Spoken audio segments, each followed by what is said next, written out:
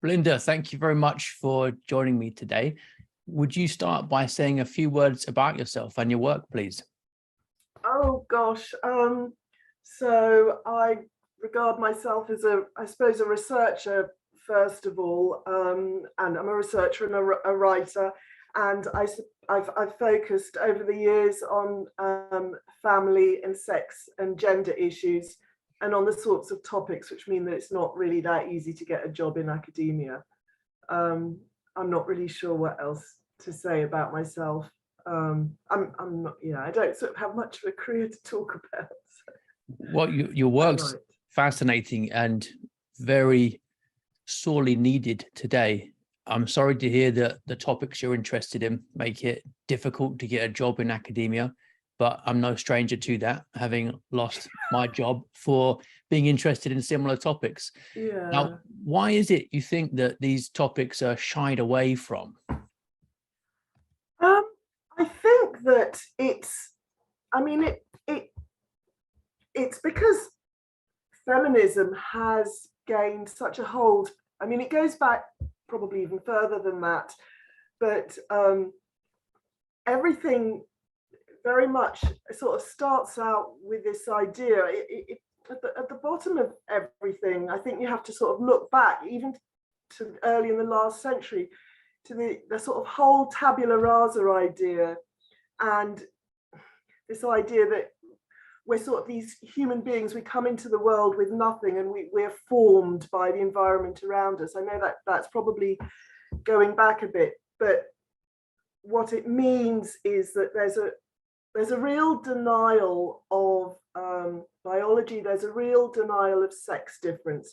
The denial of sex difference is really essential for feminism, because as soon as you acknowledge that we're different, then you can start to explain the inequalities which feminists have always railed against.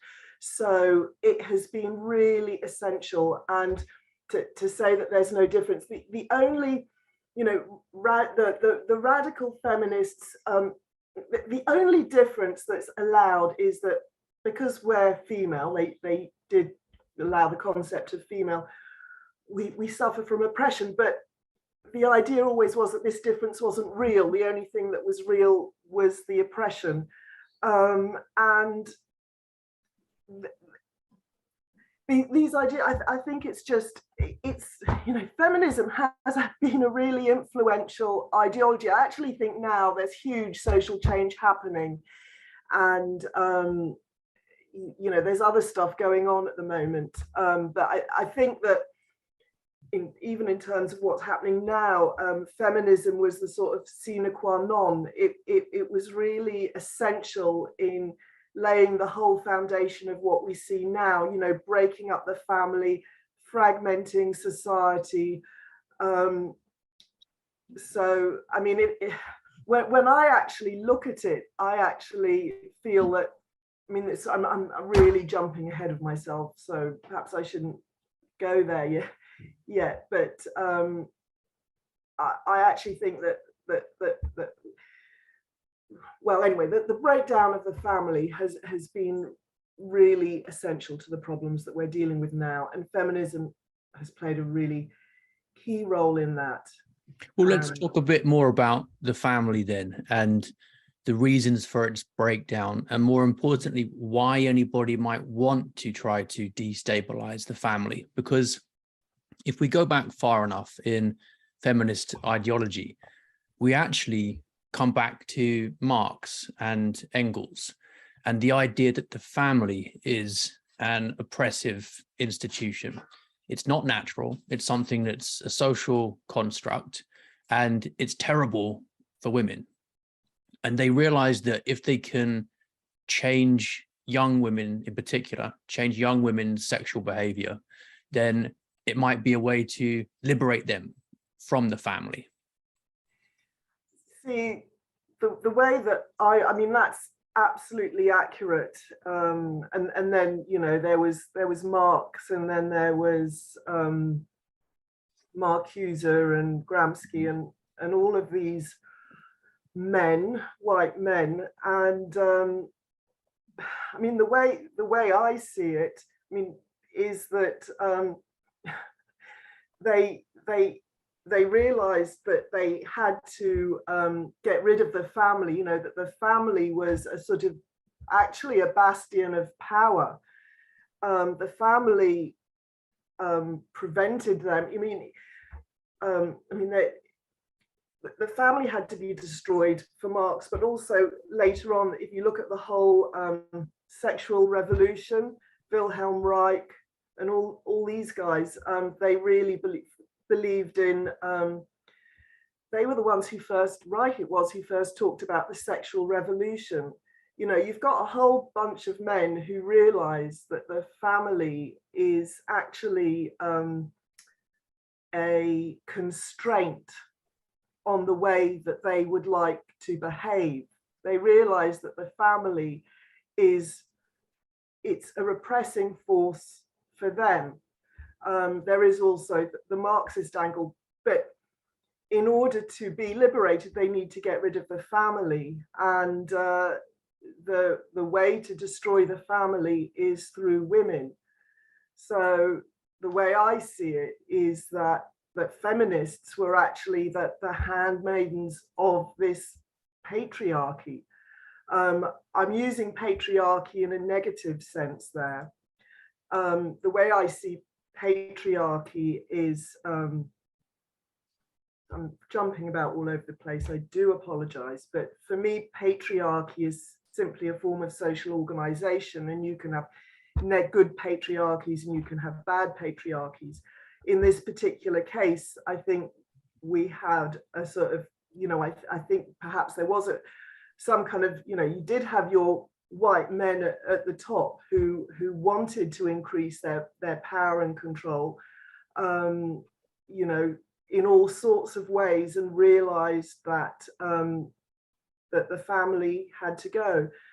And I mean, there are some quite concrete examples. I mean, I'm not making it up about how they, in a sense, recruited feminists. So, for example, I was reading the other day, I was reading about Betty Friedan, and actually Betty Friedan started off with some quite good ideas. You know, the early women's movement was about women being able to work and have children. It wasn't about what feminism is now. It was just how they could combine having their children and working, because there were real difficulties to doing so at the time. And there was a chap called Leder and Nathanson, but particularly Leder, and he realized he wanted to bring abortion in. And I think a lot of this, for example, was really motivated by the fact that he realized that women having children would really get in the way of them participating in the labour force, particularly when you've got a women's movement saying, if women participate in the labour force, we want you to help look after them and provide childcare and give maternity leave and give all these extra things. So a women's movement, as powerful women's movement, could make a real demand on industry, you know, help us look after our kids while we work. And Leder realized this, and he spent about 10 years. He realized that he had to convince Betty Friedan. He realized how influential she was. This has all come out because Nathanson, who he worked with, actually converted later. He confessed all of this. So they got the National Organization for Women to bring in abortion. And there are other examples which don't trip off my tongue like that, but there's definitely other examples of feminists who were really linked in. These early feminists were linked in with the communists and that sort of thing. So I'm not saying it was all, of course, you know, these feminists came up with their own ideas, they ran with the ball, but I think that the sort of the feminists, in a sense, you know, some of these feminists were the handmaidens of the patriarchy, I'm afraid, in destroying the family, which actually is a tremendous, you know, women have so much power and influence through the family, and people who want power don't like that. And so that's what they've been busy destroying. And now they've kind of got free reign. I mean, feminism's probably not that necessary anymore because things have been so, you know, we've also got sort of the LGBTQ, whatever it is, movement, sort of that's wrecking relations of reproduction. Well, one of the interesting things about that is that in some ways it's a consequence of the breakdown of monogamy and the family, because one of the strong correlations in anthropology is that whenever you get the breakdown of monogamy, you get increased homosexuality because you have more women being taken by a smaller proportion of men at the top. So there's a movement towards polygamy, and this means that some men can't get sex very easily, and as in many all-male environments, the Navy or prisons, for example, they turn to homosexuality instead. So destroying the family affects society at its root. And I like the point you made about women being very powerful, because in some ways they are the font of the family, which is also the font of culture. So one of the first things that a radical wants to do, and a radical literally is someone who goes to the root, is to go after women. That's really fascinating. That completely is supported by the data, this monogamy and polygamy link, and that makes complete sense. I hadn't actually thought of that. I mean, I think that in a way the LGBT movement was a sort of parallel weapon. I mean, you know, that feminism was destroying it from one angle, and I think that, I mean, the way that I've understood the whole LGBT thing was kind of, you know, and I'm not saying that that discrimination doesn't exist, you know, of course I'm not saying that, but I'm just looking, what I am doing is trying to unpick the political motivations for why these movements became hugely, enormously powerful. They became big, you know, they developed big propaganda machines, and you know, and I think that if you are gay, you do probably feel particularly acutely, or some gay people might feel particularly acutely, that, you know, they don't fit in with the family, and they see this as some kind of, you know, they have their own reasons for wanting to get rid of it, but also maybe because they don't have children, but they just don't have the same motivations as the rest of us, in the same way as of seeing, you know, the way that I'm jumping, sorry, but, you know, if you look at the whole sex education thing, I mean, for the mothers who know about what they're teaching kids in schools, we're just appalled by it. Whereas if you don't have children, you don't feel that as acutely. And I remember, for example, Milo Yiannopoulos, when he changed his view quite. Did he actually adopt that? No, I know it was I think he was partnered at some point, and his partner had a child, and he started actually changing his view. I think I'm right about this, about how he felt about children, and, you know, what was going on when he had this partner who had a child. Yeah, that's interesting about monogamy and polygamy. I mean, it's yeah. There's a whole because monogamy is actually quite, you know, in the greater scheme of things, monogamy is quite a specific system, and it's become dominant because it's so successful, because it works so well. But if you look in terms of the numbers of societies, I think the majority of societies were probably polygamous, but because monogamy actually works well, exactly for that reason that you've given, but it's also will have higher rates of fertility, and it works in all sorts of ways. It has actually become the dominant system. But of Yeah, course, it's 85% of human societies have been polygamous, yeah, but only the most successful ones are monogamous. yeah, And I think it's because you integrate more men into the family. You integrate more men into culture because they're pair bonded. And if you don't have monogamy, you have the problem of too many men running wild, basically. that that that's it. That's exactly the case, and that is the, you know, probably the most useful thing that monogamy has done. And you know, what we have now, you know, now that women are sort of going it alone so much, and you know, being this whole, you know, very particular about who they'll have children with. We've got, you know, the whole MGTOW movement, you know, the whole men going their own way, doing their own thing. I mean, we've got enormous social problems going on with men because they just, you know, I think that the family and the role in the family is an incredibly civilizing sort of force.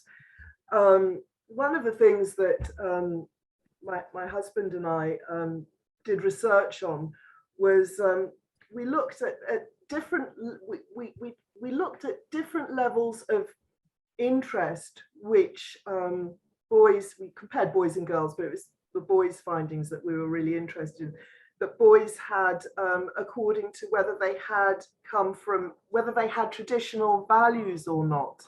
And we did find a correlation between having traditional values and having an interest in school, because you know, if you come from a family, or if somehow or another, you know, maybe you've had some male role model in your life, maybe you didn't have your dad at home, but if you've had some male role model in your life that has shown you that as a man, when you grow into a man, you will play a role in a family, you will support that family, that is a really motivating influence. And I think that that is one of the keys for why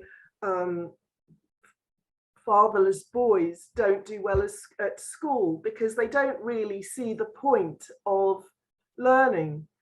And I think this is a real difference between boys and girls, because I think girls always have a sense, we know from a very early age that we will be able to produce children. And in a sense, we've got this kind of inbuilt sense of responsibility. We don't, it's in our bodies.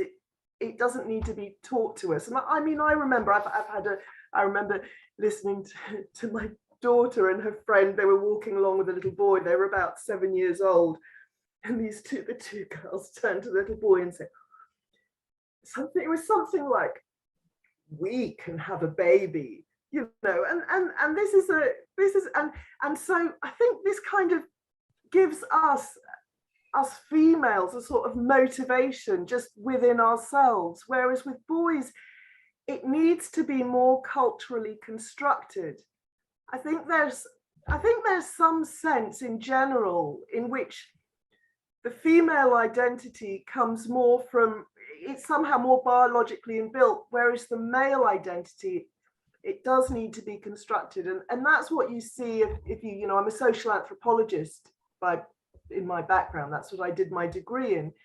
And if you study, you know, pre-industrial societies, tribal societies, they have wonderful whole ranges of different kinds of initiation ceremonies through which boys become men.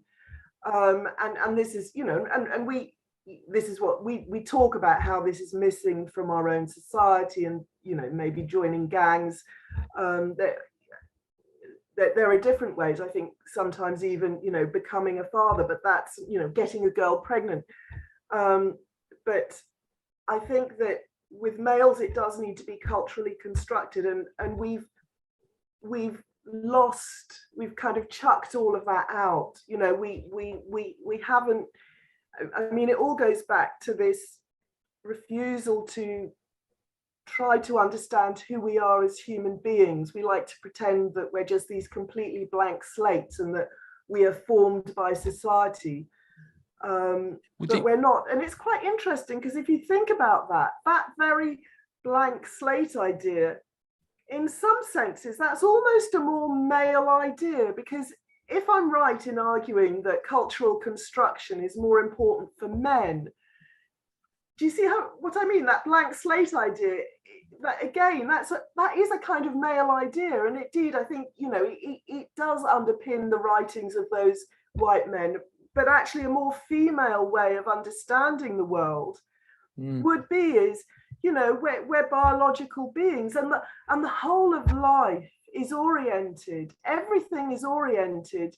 around our ability to procreate, because if we haven't got that, we simply won't exist. This doesn't mean that it's obvious as human beings, all the beautiful, amazing things that we've done, but who we are as human beings is shaped by our capacity to reproduce. And so the differences between male and female, the fact that a woman has to carry a baby for 9 months before she carries it, and then she has to breastfeed it, and then this child will be dependent on her, completely dependent for a good few years,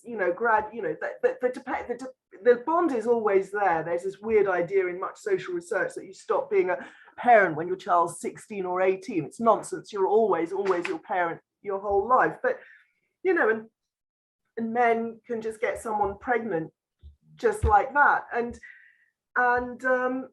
these things, they kind of set up path dependencies, and they affect who we are as human beings. I mean, it's very, very much more complicated than that, but I'm just saying that, this is a prerequisite. If you can't reproduce, you won't exist. And I think that, the thing that's worrying in contemporary society is all the damage that's happening to reproduction, because we've totally denied our basic humanity and who we are. I think these differences are, they're not just really, they're really interesting, they're really valuable, they really help us to understand each other. I can say, because I studied social anthropology, in the late 80s. So I was actually indoctrinated with this idea that that we're culturally constructed. And I used to sit there in the library really puzzling this over. And I can't believe the extent to which I was quite taken in. I did puzzle over my own culture. I did used to think about it. But I wasn't given an alternative. I didn't completely buy into it, actually. And I definitely didn't, I never bought into the idea that we were, as females, universally subordinated. I always had a sense of my own power as a woman, funnily enough. I never bought into that idea, but I was intrigued by this cultural construction idea. And then I had a son. And I remember, first of all, he was just really, I realized that this being was just somehow intrinsically different from me. He was just really different. Actually, he was much more chilled out than, this was my first experience, that male is different.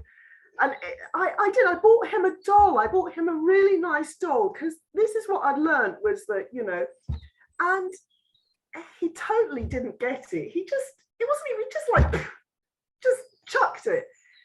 He never really understood about teddy bears. He used to think that they were just bits of stuffed fabric, and so I think that actually this learning that we're different is really helpful for relationships between men and women, because when I was younger, I used to think, well, I would do this. Why doesn't he do that? There's something wrong with him, as if there was something defective about him, as whoever he was as a human being. But then as I grew up, I realized, well, he's male, he's different. And this is really important, and in a way, it's a lesson for life to appreciate other people actually are different. They're not all just beings like yourself. They think differently. And that initial difference starts with the realization that males are different from females. And therefore, they have different, But this is something that we just completely deny. And Well, what you said about ultimately survival being instrumental to reproduction is really important, because the differences between men and women complement each other, and they are, in the final analysis, for the benefit of children.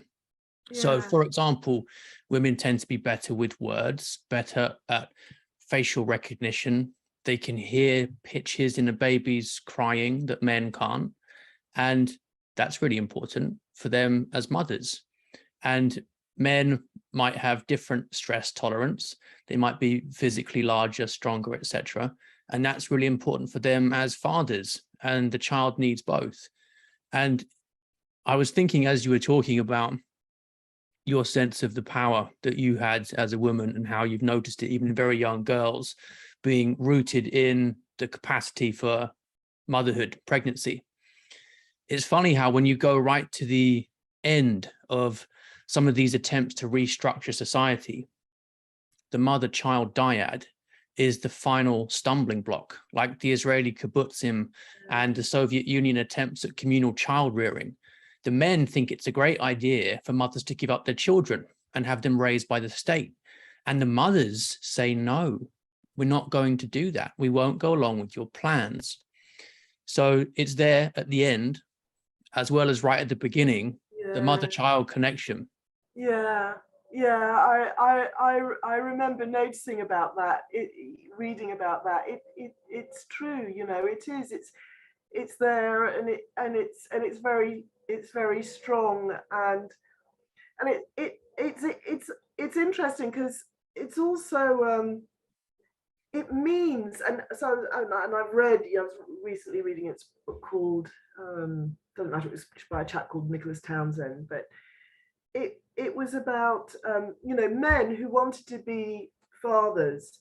They talked about how much, and they were fathers, but how much their fatherhood was dependent on the woman. You know, it was the woman who could determine whether they could become fathers. You know, this was amongst married men, but talking about their, and it was women who determined, you know, when they became pregnant, so when he would become a father. And once he became a father, what this research showed was the extent to which his wife actually mediated his relationship with his children, you know. So all that again, it puts women in a very powerful position, and it's something that we just don't really talk about, you know, is the influence that we have there. And but all of this, then it also relates to the male provider role. You know, it's funny because the fact that men provide for their families is seen as something negative. You know, since Marx, this is about encouraging female dependency and, you know, controlling women and all the rest of it, when actually it's about men supporting their families, and it comes really, really naturally to men. And you know, and all the research shows, you know, like from the moment that man sort of actually gets into a serious relationship, it sort of shows his earnings will go up from sort of serious relationship, getting married, having a child. All these things will increase his earnings, because this is what is shaping what the man does. And as well as health and happiness as well. Married men are healthier, happier, and wealthier. Yes. And it's just strange that, you know, if you look at all the data about the way that actually men have been provisioning women, there's a really good book by, have you heard of Martin von Crefeld? Yeah. I mean, it's excellent. But it just shows how women have been, you know, we've been cared for as long as you go back in history.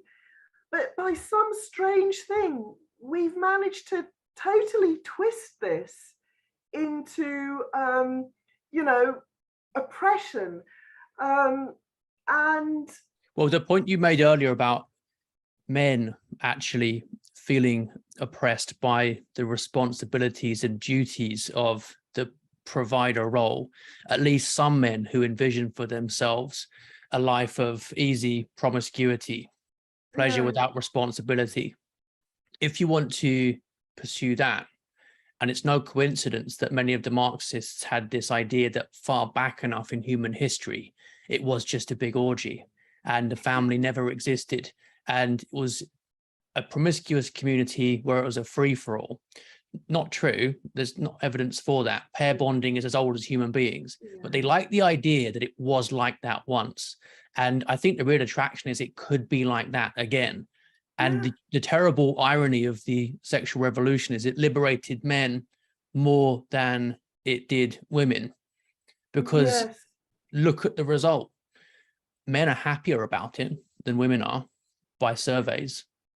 I mean, have you read, there is an excellent book that's just come out by Louise Perry, The Case Against the Sexual Rape. She calls herself a feminist. I don't know why. I mean, I don't, you know, her book is actually such a strong case against feminism. It's extraordinary, but she calls herself a feminist. But I mean, it's a tricky one. I mean, I think that, you know, men certainly are, you know, the sort of free-for-all sexual thing. I mean, that suits men way more than it suits women. Ultimately, I don't think anybody's really happier. I mean, although, you know, men are like, yeah, in a way, yes, you're right. They're like, yeah, sure, I'll just carry on. And in some ways, they can manage much better without family. You know, I think that there's, you know, men are they're sort of quite self-sufficient, and they can go on and just do their own thing really quite happily. I think that's true. I think there are a lot of men who feel at the same time there's a lot of unhappiness among men. You know, the whole porn thing and all of this. You know, it's porn is a pacifier for the man who's no longer integrated via pair bonding, because sex is what motivates men, isn't it? Mainly. Is that most men are motivated mainly by sex. That's the thing that gets them out of bed in the morning, and most will earn to try and impress a woman with their income. I mean, all the artistic, you know, creation in the world. I mean, it's, you know, this is the sort of primal drive that is shaping what we do, and certainly the place which we have arrived at is, you know, fits in with male fantasy rather than female fantasy, and you know, yes, I think you're right. And I mean, Marx, I think he had his mistress living in the house and all that sort of thing. I mean, you know, that's what they were after, was a sexual free-for-all, and they seem to have managed to convince the feminists to kind of bring this about. You know, feminism it severs the connection. Feminism attempts to sever the connection between being a woman and being a potential mother. So it's encouraging women to treat sex like men do, and there's no possibility of a child. You sleep around and we pretend as if the family doesn't exist, which is not the biological reality of it. No, and it really, I think it's really psychologically difficult for women, and I don't think there's a recognition of that. You know, that, I mean, even when I don't think women feel that, you know, I find it hard to believe that any women, you know, really take to the whole sort of casual sex thing. There will be many women who will say yes, they're fine and they're happy with it. I struggle, but statistically, there is no doubt that statistically men and women are in very different places with regards to sex, and the way things are at the moment, it's, the ball is in the men's court, as it were. You know, so I'm not really sure where one goes to from here. You know, I'm not sure what's, well, presumably back to the time-tested way that we know has proven itself. And you've got I think that will happen. I mean, even now, the data shows that those, families which are sort of traditional, religious, conservative, they are reproducing much more than those who are liberal, secular. They're having much fewer children. The traditional people are having much more children. And I mean, I just noticed, I think there's quite, at the moment, there is quite a slew of different people coming out, and so there is this kind of return to the more traditional way. I think that is happening, and I think there's, if you look, I think there is actually quite a strong return to actually Christianity. People are talking about Christianity in a way that they absolutely weren't 20 years ago. Being Christian is, these days, it's really quite countercultural. Being traditional is actually quite revolutionary. These days, if you want to change and transform society, the best thing you can do is get married and and have children and stay married, and I mean, this is actually, and practice, and Christianity, these are all really sort of countercultural. And I think I call it reverse Reich. Whatever Wilhelm yes, Reich said, do the opposite. yes, exactly.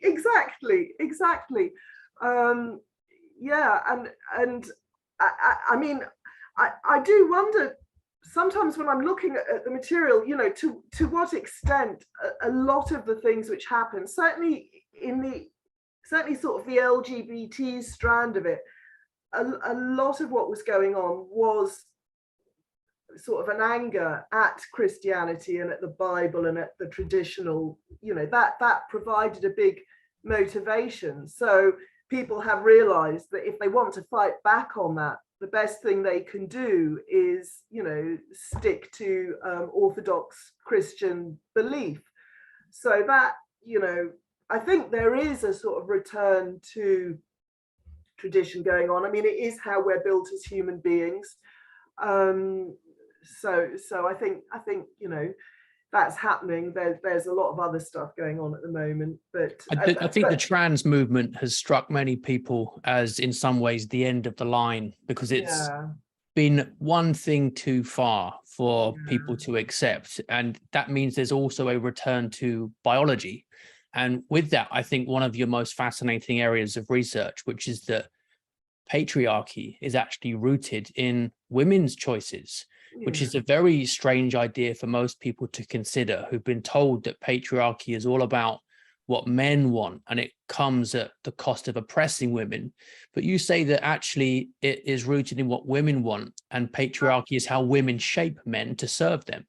Yeah, absolutely. I think that if you were to look at the origins of patriarchy, it would be women and their mothers, and channeling men to to providing for the family, to protecting the family, to doing everything to look after women. It works completely in women's interests, and I'm sure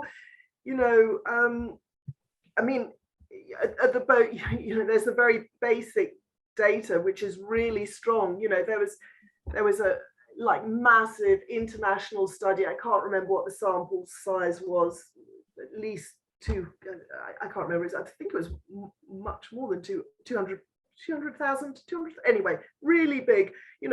Women will choose men who are in better paid work.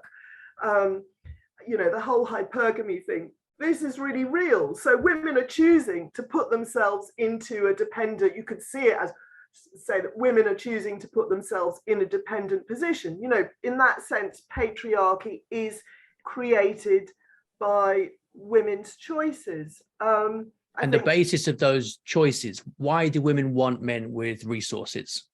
Because it goes back to this, it's about our reproduction. This is, it's really, it's incredibly foundational. It's really interesting because this, so women are choosing men who can provide, But this provider role is really at the heart of our humanity. It's really kind of what makes us human.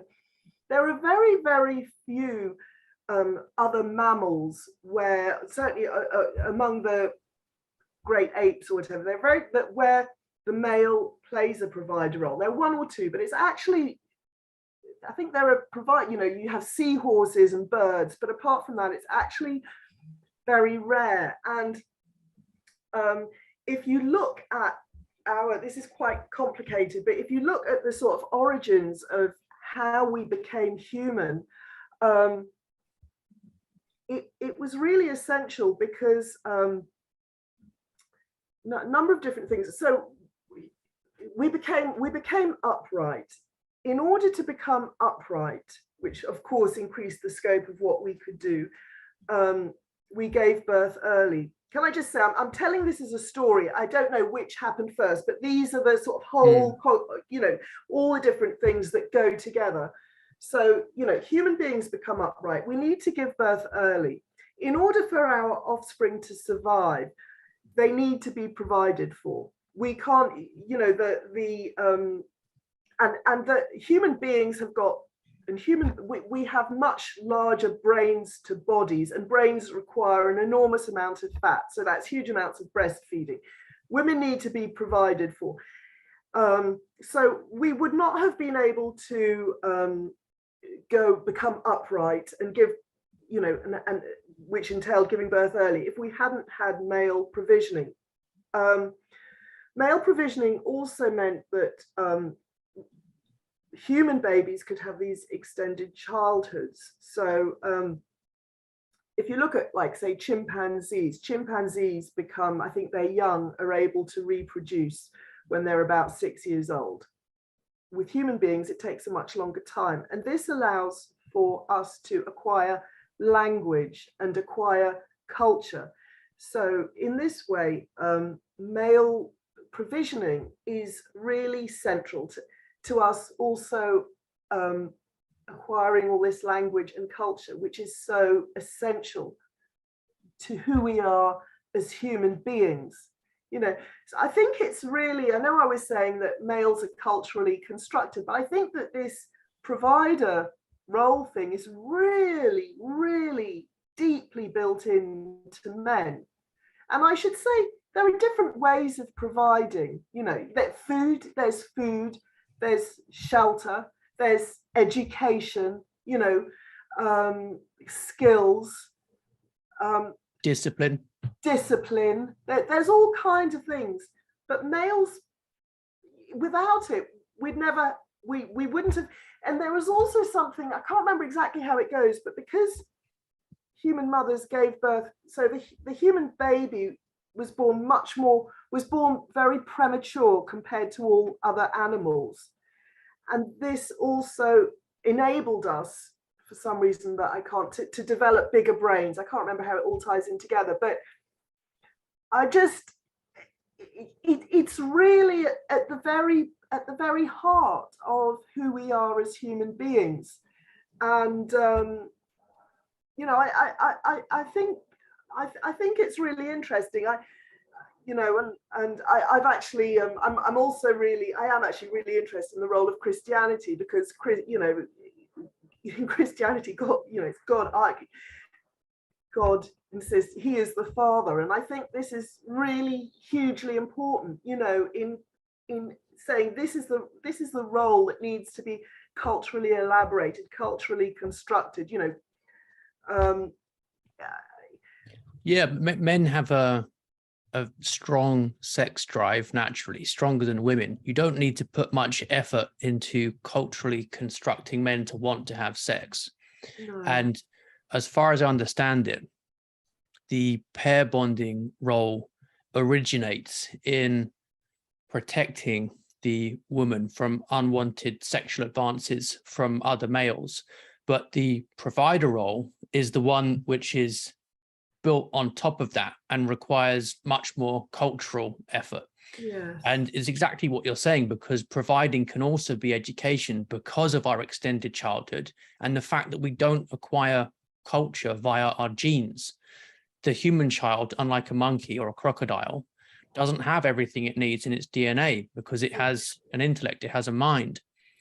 So that's one of the roles of the male in humans, which you don't get in chimpanzees. So people who see the human male as being, as they put it crudely, just pump and dump, and you impregnate and walk away, that goes against what it means to be human on the most fundamental level, which is why it produces such disastrous consequences socially whenever it's tried. Yeah, absolutely. And it's reflected so strongly in the data. Fatherlessness just has a multitude of so many different negative impacts. And having the father around has so many positive impacts. And it's even the case that, so for example, there was one anthropology paper that was drawing attention to the importance of allo parents. So it's certainly true that, if you're looking at raw calories, it might not necessarily be provided by the man, and they focus on the role of the siblings and the grandmother and all the rest of it. But then there's another paper which shows how important, actually the allo parents, i.e. these alternative, the siblings, the friends or aunties or whatever, they maximize what they do when the child's father is around. So even working in that way, that children just do so much better when they have a father. So yeah, it's really interesting, and here we live in a society which is just determined to pretend that we're kind of women just independent and complete in ourselves. It was like, I can't remember whether I mentioned it before you started recording, but when I was doing this, just before I spoke to you, I was doing this interview with Emily Sheffield at LBC, and we were supposed to talk about women in careers and how much importance they attach to careers. And I started talking about, well, this will be influenced by whether they have a husband who can, a well-paid husband or not, because if they've got a well-paid husband, they'll often tend to work part-time, and this will affect their choices. And I actually was cut off. And I think there's this whole idea, I think as women, we like to present ourselves as these completely independent beings. We ignore, we pretend, the fact that we've got a husband support, we that's all, it's funny because feminists always talked about women being invisible, but what we've really done is make men completely invisible. And this actually has really serious consequences for inequality, because what ends up happening is that actually, if you look at the data, what's the difference between the rich and poor is that the rich are married and the poor aren't. It's simple. It's two incomes, but we never all we end up doing is, let's focus on increasing women's employment because these men are so feckless. But that isn't what makes the difference. What we should be doing is focusing on marriage, because if we focused on marriage for everybody, for all adults, then that is the way towards equality. That is a much more significant variable in determining your the outcomes of your children, obviously, because it's related to the fatherlessness that we've just been talking about.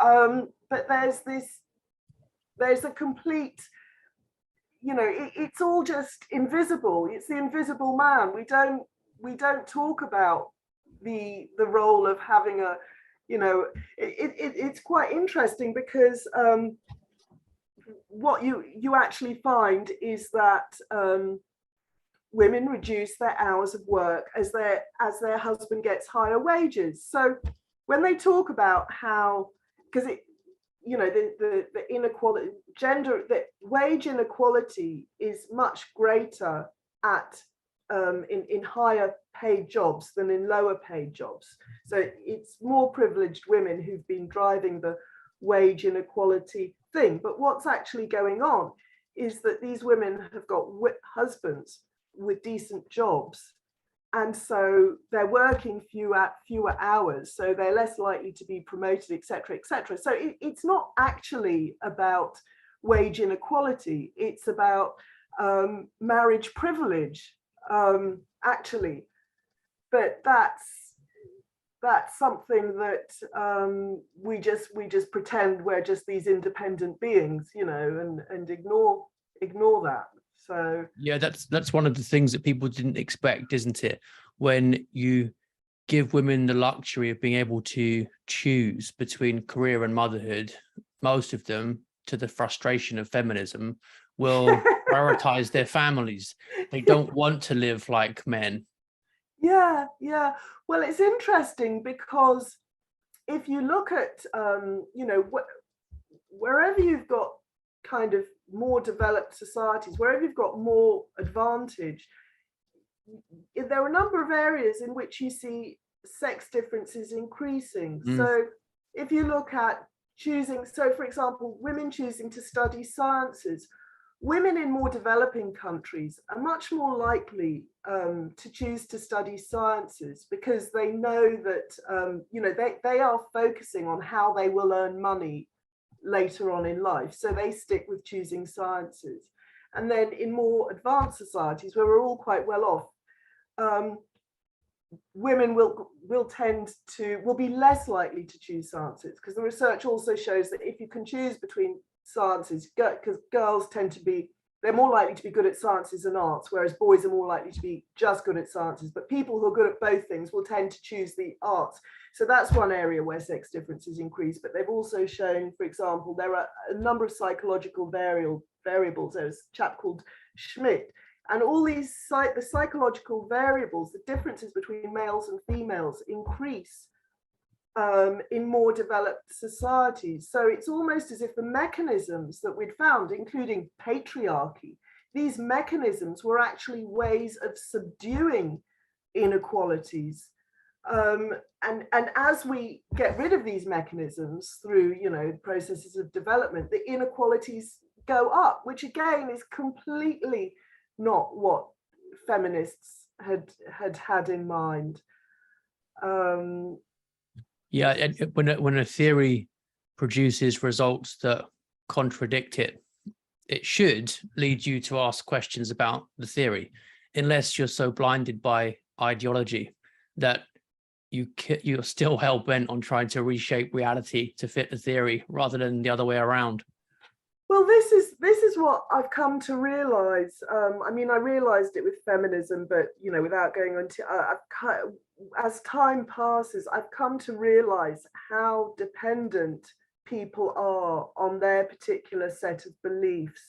You know, and I think it's this, and I suppose it's because we live in a predominantly secular society, and there's a sort of, you know, and people will kind of, whatever their particular thing is, they'll elevate it, they'll give it too much importance because, you know, they don't have a sort of religious beliefs, or because I actually think that's another part. I think it's quite a natural part of another part of our human makeup. In my version of events, the way I understand it, I think actually believing in God, having faith, all those things, I think they're also quite an integral part of being human. I sort of realized this when I was studying anthropology, because, you know, it's all these sort of tribal societies or whatever, you know, they all, you know, religion was a big part of what you studied in anthropology. And when I went to India, and I realized how bizarre it was to these Indian people that there were people who actually didn't believe in God. And then I sort of came to realize that,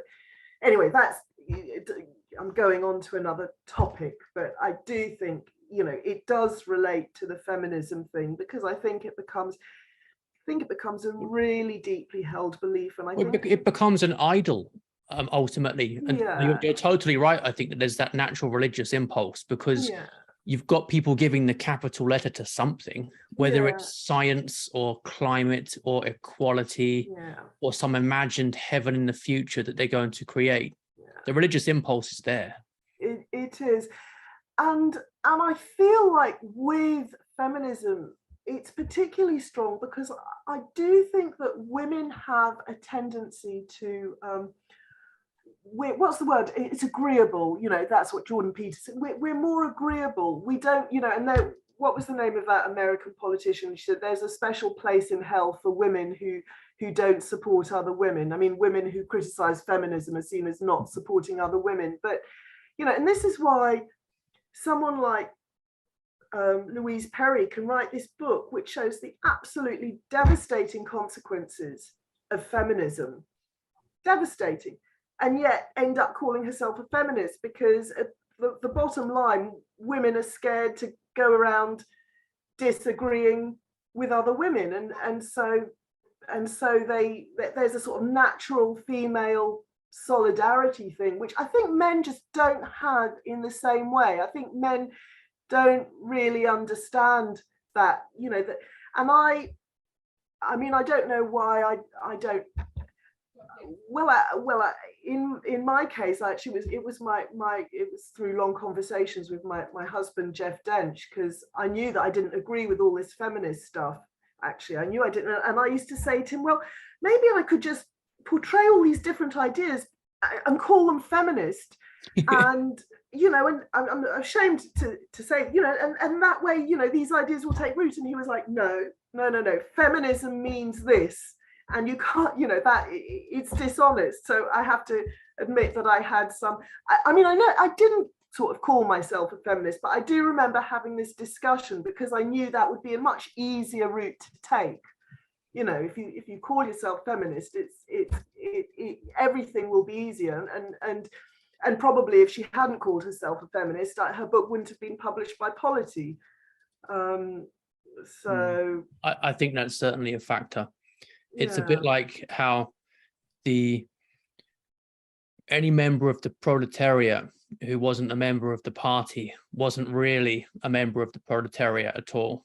There are no non-communist workers, and there are no non-feminist women. They just don't exist. Yeah. No, that's right. You know, so I wanted to bring you back to something you said about fatherlessness earlier and its wide-ranging social consequences. One line of thought that you've developed in your writing is that being a mother has increasingly become the yardstick that we now measure being a parent by. And you've mentioned that men can also be nurturing and tender, but it might look different from how it looks when a woman is nurturing and tender. So a man might be working long hours, for example, and that's his way of showing love for the family by providing resources, security, etc. And you've got this really fascinating concept that the father is a bridge between the private realm of the home and the public realm of wider society, and has a foot in both worlds, as it were, and can help the child to navigate that transition. Now, what are some of the ways in which fathers do that? And if we don't have them, how do children suffer? No, I you know, I do think that men that fathers play this very important role, and I think that to understand how they're able to play this important role, we do actually have to look back at sort of the origins of who we are as human beings and our relationship to sort of procreating new life, and the fact that, you know, women give birth and look after our children in a very direct physical way. We care for our children, and men have a one step removed from that. They care for that unit and they are providing for that unit, but they're also linking together with other men to protect their families as a group, and getting together with other men in order to hunt. So, and I just want to say, you know, I know many people could listen to this and they could say, oh, it's all just this, you know, it's all just idle speculation, but everything I'm saying has got loads of research to back it up. You know, there's loads of research to show that boys prefer groups, girls dyadic structures, you know, all kinds of things. So it sounds like I'm just speculating, but actually it's got research. So the way I see it is that men are more involved in forming this wider society to protect their family units together with other men. So in you know, in this way, a child is like sort of an expression of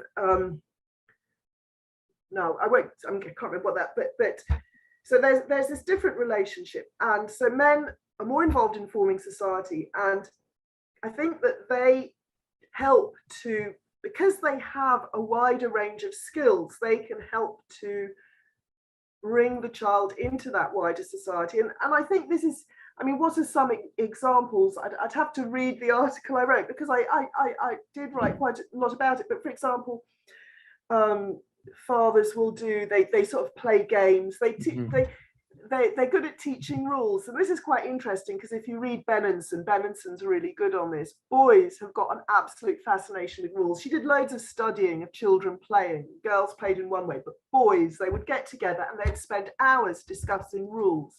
And when they'd invented the rules, they played so much better. It was something just boys did. So I think that because they've got this wider perspective, they can introduce this to the children. And it's also like, if you think about the mother-child dyad, the mother is really just concerned with her child. It's quite and it is competing with the other individuals. And with fathers, it's much more of a group thing. So they are more able to provide an overview rather than this kind of particularistic tie. You have to, I have written it all down. It's kind of more difficult to explain, but I just think that our relationship to reproduction actually shapes us who we are and gives us a different role as mothers and fathers. And both of these roles are equally important. But in order for a father to do these things, he does need to have experience of these things. So he does need to have had experience of providing. He does need to have experience of going out into the world in some capacity. It is so, and I think that one of the things that's happening, you know, because we've so much denied that there are sex differences. I mean, what's been happening over the past few decades, we've been absolutely, you know, boys have been really sort of falling behind in education. We've been doing everything that we can to promote the position of women in the workplace. As soon as women have children, males do overtake again. But I think it is actually, you know, it's that the whole trajectory thing, as it were, you know, what a father is formed out of these social roles, which are formed out of the biological imperatives, out of the differences between males and females. And it's quite interesting, because there's this assumption that, you know, you have to, that men should do as much childcare as women. And I think even and men also, some men, you know, I think actually probably the vast majority of men certainly wish that they could spend more time with their children. I think this is a common, you know, this is men wish that they didn't have to go out to work, and of course, or for such long hours. And but it's quite interesting, because this book I was reading, it was, these men were talking about their own fatherhood, and they were talking about their own fathers, and they'd all had these fathers who were out at work, but they had absolutely loved their fathers and absolutely felt loved by their fathers, and had a very, very strong bond with their fathers, and actually talked about their fathers more than their mothers, although they loved and respected and adored their mothers as well. They weren't saying better, but what I'm trying to say is that in order to be a good father, you don't actually need to spend the equivalent amount of time with your child. these are two different roles and they have different inputs. So you don't have to spend as much time with your child to be a good father, because it's a different kind of role. And we kind of assume that what the mother does is parenthood, but what the mother does is motherhood. There's motherhood and there's fatherhood, and these are two different roles. And to some extent, there will be some degree of, Venn diagram or overlap or whatever, and of course people will take different roles just in terms of personality. I mean, in this book, it was talking about how some mothers would be the really strict ones, and they would create a situation where the daddy was the fun one that the children would look forward to. And some mothers would be the loving, kind one, and they'd create a strict daddy. Interestingly, it tended to be the mother who had the power to determine or shape or influence in some way which the father would be. But I do think we need to look at and talk about the ways in which fatherhood is different from motherhood, so that at least when people don't have dads or grow up in, we know what they're missing out on. And I think that this is a big thing. I think there's this kind of fear that if you're deprived of something, you can't talk about it because you're deprived of it, and that therefore you're suffering, and it's discrimination or whatever. But I think actually if there's some way in which you're disadvantaged, recognizing what the loss is actually helps to overcome it, just as recognizing what the difference is helps to overcome it. It's like, for example, there's really strong data. For example, I'm just taking that men have got, I think it's much better three-dimensional stuff in their head. They can do three-dimensional visualization much better than females can. But theoretically, if females felt it particularly important, because we know that that's something we're weaker at, we could go to a whole lot of effort to strengthen our three-dimensional capacity. Do you know what I'm trying to say is it's important to know what our differences are. It's important to know what a father's role is. So if you don't have a dad, you know what you're missing out on, and what you need to acquire, and maybe get this from another man. There used to be this thing of having a male mentor, but so often these male mentors would be like a star footballer, or have some really fancy job, when actually probably the most effective male mentor would be a father, a dad, and his role in the family. That would probably be not, so the child growing up the boy in the single parent, and girl as well, but in the single parent household, if he's got an uncle, and that's what that uncle does, he can have some idea of what that male role is. But yeah, that's a really important point. And looking at the data, the main thing that a single mother, for example, should be particularly alert to putting extra effort into providing for the child is discipline and boundaries.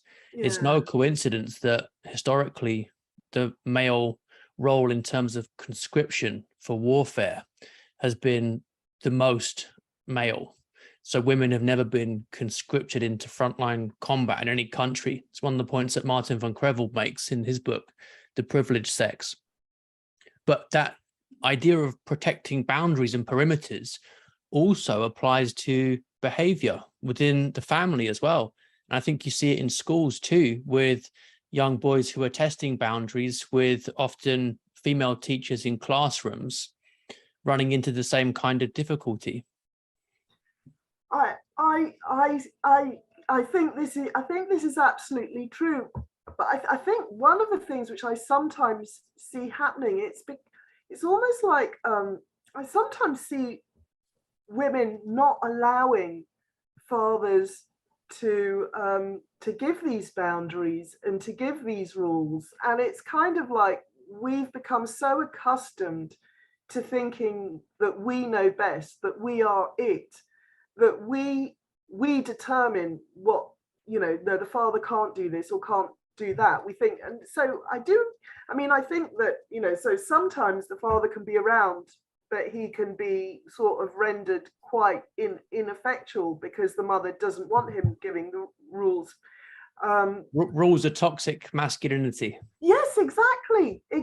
Rules are seen as toxic masculinity, but actually they're what help a child feel safe. They're what gives a child boundaries. I think children really like rules. And where was it? I was reading somewhere. Actually, I think that women in the end don't mind if I mean, boundaries in general are, they're a good thing. They help. They are about helping to feel safe. Was it? It was something like if he puts boundaries there, he's going to defend you. It's like if you can see a man will put boundaries. I can't remember what it was I was reading, but it was like, yes, then he'll defend you as well. So it is. I mean, I have a free spirit element about me, so I'm not always great with rules and stuff, but I do appreciate that they are really quite a good thing. But one of the things, I mean, you say that, but I do sometimes see, I think the other thing that happens, and I can't quite work out, because I do think there are single mothers who are very aware that the boundaries is important. And I sometimes see single mothers who seem to be being too strict. It's like they go overboard they know that boundaries are really important, and they kind of almost seem to go overboard in trying to create boundaries, which also sort of backfires.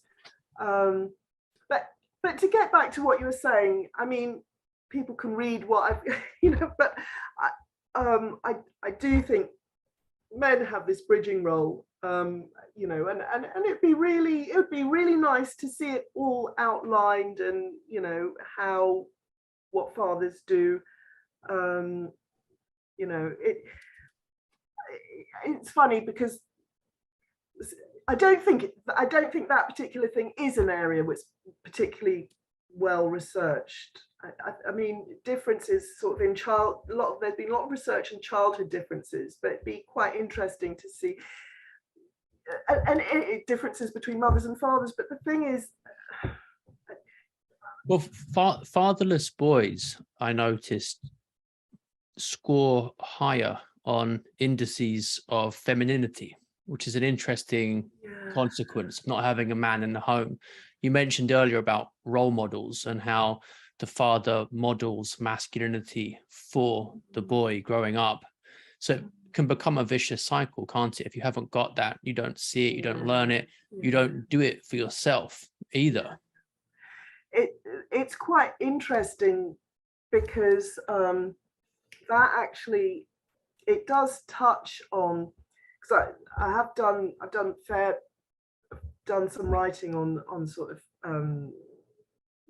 gay issues, and I actually used to think that being gay was something that was genetic. I used to think that, and then I did a lot of research, and that's absolutely blown out of the water. There was no evidence for that whatsoever. What they did find, there are social differences, and one of the hypotheses is that homosexuality occurs when when a male, well, let's talk about male gayness. I'm not saying, when they have difficulty bonding with their father. It can also occur when they are really bullied by their male peer group. So what happens if it's difficulties bonding with their father, if it's difficulties bonding with a masculine element, whether that's the father or the kids at school, as the boy enters puberty, he's yearning for that masculine input, that masculine contact. I think it's really important for boys. He's yearning to be part of that group, and that yearning becomes sexualized. So what you'll quite often find is that gay men have had either very difficult relations with their fathers, and I think that there is a risk, if you haven't had a dad, there is an increased chance that you could become gay because you're yearning for that masculine contact, which is why it's kind of really important to, you know, provide those roles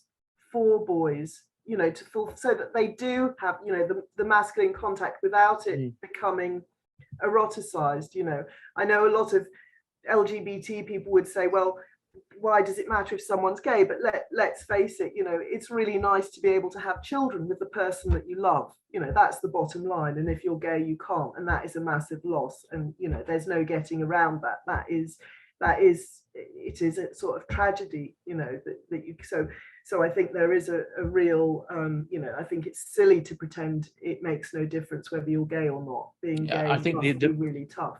The most recent large longitudinal study, they don't do them anymore because it's politically incorrect results, also showed around a 20-year reduced life expectancy.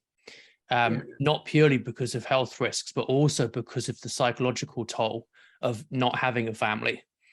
Oh, really? We mentioned about marriage being correlated with health and happiness in men. Married men live longer than single men. In some ways, the gay man is the ultimate single man. If you look at how the culture encourages promiscuity, then that's a factor. No, that's interesting. That's interesting, you know. Fascinating what you said about homosexuality being a craving for masculinity. Well, that's what I read. I was doing research. I was writing an article about that. You know, there's all these attempts to ban any form of therapy. You know, if you're gay and you seek any form of therapy which might in any shape or form undermine your gayness, that is to be banned. They call it conversion therapy, but that word itself is just designed, it's a sort of marketing word to make any kind of therapy look bad, you know. So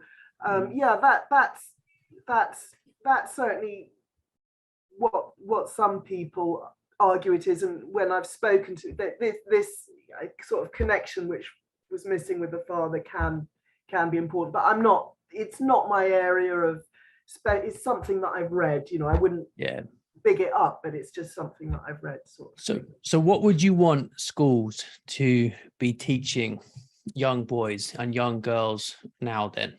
Think about the messaging over the last few decades and where it's got us now. What would you want to be taught? I think that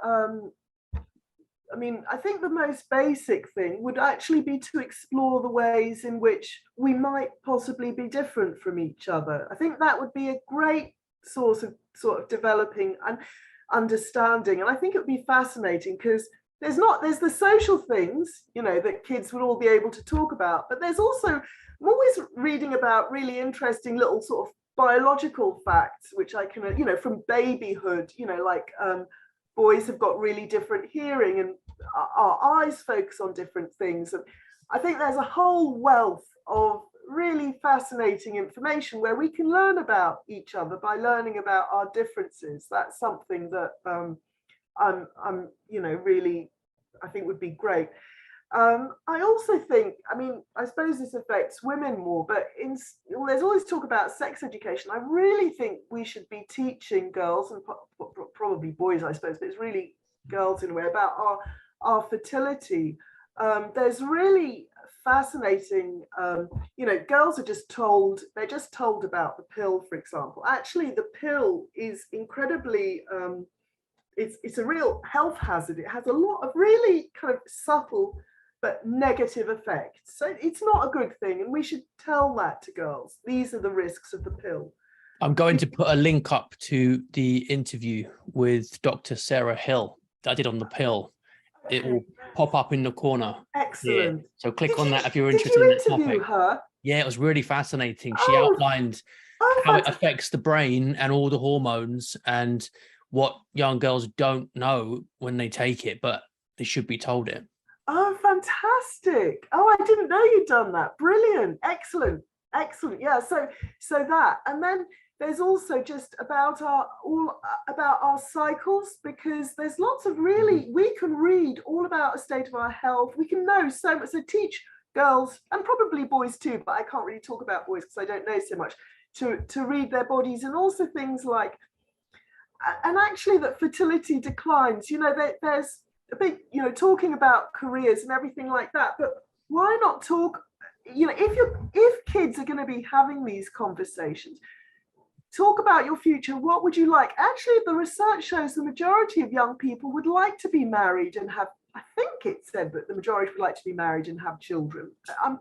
But, if that's the case, just to think about that, because actually maybe that would shape the kinds of jobs that you choose to do. How's that going to affect your life and the timing of different events in your life? These are things which we kind of just shove all of that aside, marriage and children, pretend it sort of doesn't exist. I mean, at the same time, I think if you talk to your average teenage girl, and I certainly would have said, I don't want children, I don't want to get married. I would have said that as a teenager, but still, I do think it is worth talking, discussing these things. That in itself is interesting, that many teenage girls might feel they don't want children young.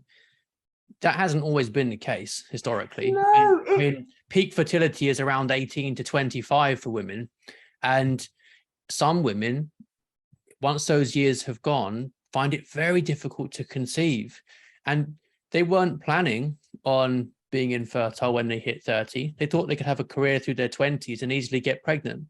Then they find out they can't and feel they've been cheated. I think that's absolutely true. And again, going back to anthropology, it was very clear this is something that young girls are really looking forward to and really excited about, that they will, have babies and that sort of thing. And we have kind of, pushed it out of our culture. I expect the reason that I was like, no, was because of the culture that was surrounding me. This is, I'm sure I was a product of my culture.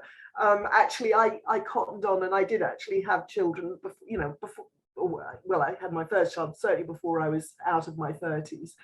But also actually, just the timing of kids, because there's this whole thing going on where girls think they can go on having children till they're like 40, and but and even like I was, people sort of have children really late in life, but then you have to start thinking about, I mean, I had my I did have a child when I was 41, and but as you get older, there are very practical aspects, for my son, I'll be around, but for the child I had later in life, I won't be, you know what I mean? There are all these things which we're not told to talk about, but it's true, and these are important, these are things to think about. So I think that these are really important things that have been completely, whole issues around fertility and sex differences, all these should be talked about in really real ways, because this is at the heart of life, not our careers. Yes, careers are nice for a few years, but that's not really where it's at. That's a sort of, so for some people it is, and for those for whom it is really important, they can pursue it, and that's fine, nothing's stopping them. But I think for the majority, it's to get money to support your family and your children, isn't it? It comes back to what you're saying about reproduction being central. So there's a real hostility in a culture that communicates to young women that they aren't valued as mothers, and they become important, they become valuable by pursuing jobs and paying taxes. So feminism's got a hint of underlying misogyny. It does. You're not important as a housewife. Yeah, misogyny and misandry. I mean, it's like, the way feminists interpret, when they see men in, high-paying jobs and striving, they think that they're striving to dominate women, or for status. It's all about status and power. Talk to these men. It's not. It's because they want to look after their families. That is absolutely number one. They're doing this for their families, and I don't know where women get this idea about, maybe that's why, is that why women are striving for these jobs? I don't know, but they don't. So there's not, on both sides, there's an ideology, which feminism, which hasn't been understanding men very well and hasn't been understanding women very well, and there's a lot of catching up that needs doing. Yeah. And to come back to the point that you opened with, although feminism was mostly fronted by female figureheads, at its foundation are actually men looking to undermine the family to bring about revolutionary social change. Yeah. So it's a mistake to blame it all on women. I think that would be to fall into the mirror image of it and to commit the same mistakes. Yeah, I think that's absolutely true. You know, it's men, and men were also responsible, and it's kind of interesting thinking about it, because in some sorts of ways it was the kind of negative patriarchy. You know, there are a few powerful manipulative men at the top, and this is something we still have today, who are able to wreak enormous social change and enormous social havoc. You know, and I can go around blaming the feminists when actually they've, in a sense, been the puppets of this patriarchy right at the top. You're always going to have patriarchy. It's just whether it's good patriarchy or bad patriarchy. Exactly. But there is one other thing I'd like to say. It's absolutely true, but I think that what is important to a good patriarchy is where you've got good links between the family, your family patriarchy, and your state patriarchy. And if these two things are coordinated and linked together, then you might have a nicely functioning patriarchy. Do you know what I mean? Where the state is formed around the interests of the family, and that's why the family really needs to be strong, because then it can shape the state. But what feminists have done is, as we've been discussing, destroy the family, which has left this incredibly powerful state at the top, which is what we're left with now, where we've got, you know, your World Economic Forum and World Health Organization. You know, you've got a few really powerful organizations at the top with huge, you know, having a huge influence, and the bottom has just not been. And you can actually see, when you're a researcher, you can see, it's top down. You can see how the World Health Organization has been shaping sex education, for example, whereas it should be families saying this is what we want to do. So I think, you know, this is the conflict between the totalitarian state and the family that has featured throughout human history, even in fictional utopian states where the children are taken from families at birth to achieve total equality. Atomize everybody and ruin the family as the final bulwark against totalitarianism, because otherwise it's always going to be that last frontier that it can't cross. Yeah, absolutely. This has been a really fascinating interview. Thanks so much for all the insights, and I will put an outline of some of your articles that we've touched on over the course of the podcast for people to explore your ideas further. Where can people find out more about your work? I've kind of put most of it on my academia link. So if you look up Belinda Brown on academia, and of course The Conservative Woman. So The Conservative Woman is now called TCW Defending Freedom. It actually changed its name for good reason. So it's called TCW Defending Freedom. But I think if you look up The Conservative Woman, you'll find a lot of my writing there, and you'll find other stuff on my academia site, Belinda Brown. So yeah, because sometimes I'm not really good at explaining things. That's why I like writing, because it helps me to get the ideas a bit clearer. I think this will be tremendously beneficial to people listening. Lots of exciting ideas to explore. I think you explained it well.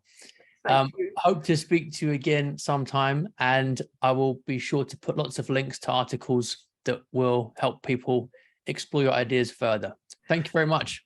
Thank you so much, Will, for interviewing me and giving me a chance to say my ideas, because it doesn't often happen. So I really appreciate that. Thank you very much, and all the best to you.